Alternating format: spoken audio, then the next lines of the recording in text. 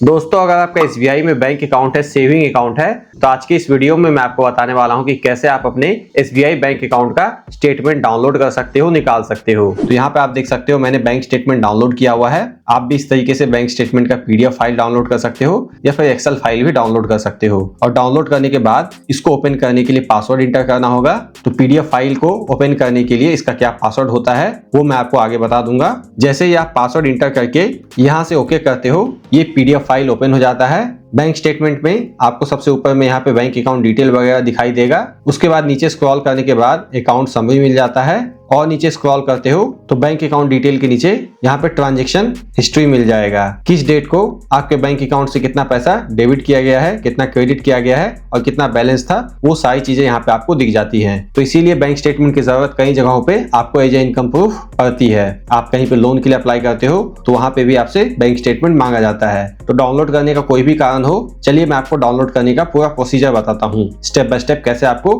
Bank statement download करना है, निकालना है। इसके लिए आपको अपने मोबाइल या फिर लैपटॉप में कोई भी ब्राउजर ओपन कर लेना है और गूगल पे जाके सर्च करना है SBI online. SBI online search करने के बाद एसबीआई का ये वेबसाइट दिखाई देगा। इस वेबसाइट पे आ जाना है। पर्सनल बैंकिंग के नीचे लॉगिन पे क्लिक करना है। कंटिन्यू टू लॉगिन इस पे क्लिक करना है। अपने एसबीआई इंटरनेट बैंकिंग का यूजर नेम और पासवर्ड इंटर कर देना है। यहाँ जो कैप्चा दिखाई देता है वो यहाँ पे टाइप करके लॉगिन कर लेना है। अगर आपका इंटरनेट बैंकिंग चालू किया हुआ नहीं है तो न्यू यूजर पे क्लिक करके इंटरनेट बैंकिंग चालू कर सकते हो।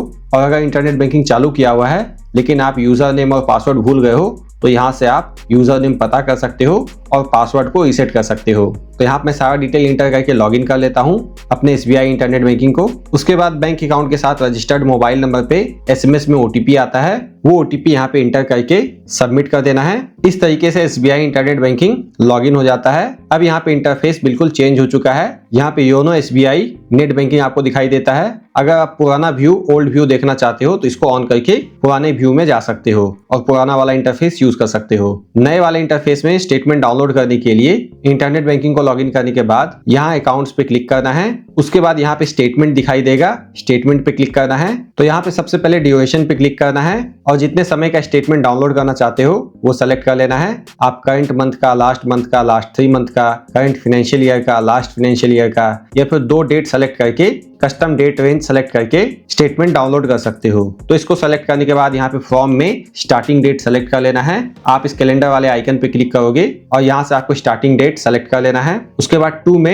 एंड डेट सेलेक्ट कर लेना है, जहां से जहां तक का आप स्टेटमेंट डाउनलोड करना चाहते हो। यहाँ पे पिछले महीने का स्टेटमेंट डाउनलोड करना चाहता हूँ, दिसंबर मंथ का 1 से 31 तारीख तक। उसके बाद किस फॉर्मेट में डाउनलोड करना चाहते हो वो आप सेलेक्ट कर सकते हो। आप पीडीएफ या फिर एक्सेल फाइल में डाउनलोड कर सकते हो। एक्सेल में डाउनलोड करते हो तो कैलकुलेशन में आसानी होगा, बाकी स्टैंडर्ड फॉर्मेट पीडीएफ ही है। मैं यहाँ पे पीडीएफ में डाउनलोड करना चाहता हूँ। इसको सेलेक्ट करने के बाद अगर आप अपने अकाउंट स्टेटमेंट में अकाउंट समरी इंक्लूड करना चाहते हो तो इसको सेलेक्ट कर लोगे। नॉमिनी डिटेल भी इंक्लूड करना चाहते हो स्टेटमेंट में तो इसको सेलेक्ट कर लोगे। उसके बाद अगेन नीचे स्क्रॉल करना है। यहाँ पे पासवर्ड लॉजिक लिखा हुआ मिलेगा, यानी कि जो भी आप स्टेटमेंट डाउनलोड करोगे वो पासवर्ड प्रोटेक्टेड होगा।